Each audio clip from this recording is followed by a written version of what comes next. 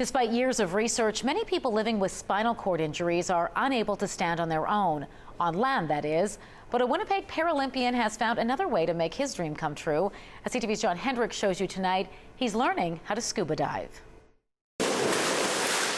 When you're wearing scuba gear, you can't speak a single word. But when you see the smile on Jared Funk's face when he's underwater, words aren't necessary to understand what he feels. Like I said, it's freeing.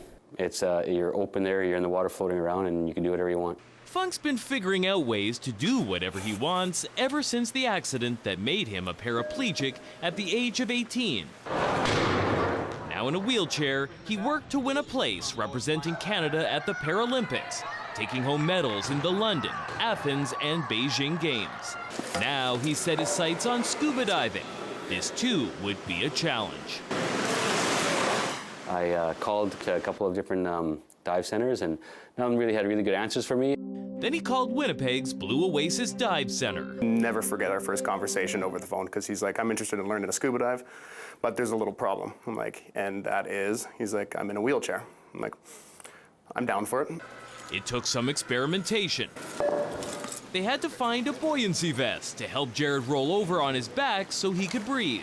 Then get special paddles so Jared could move through the water with his forearms instead of his legs.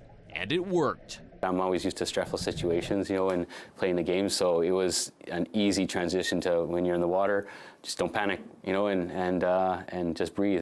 Well, he's breathing easy now, enjoying the sensation of standing on his own for the first time since that fateful accident. And in doing so, proving to himself there are no obstacles he can't overcome. Jon Hendricks, CTV News, Winnipeg. Jared Funk's next goal is to scuba dive in the Grand Caymans.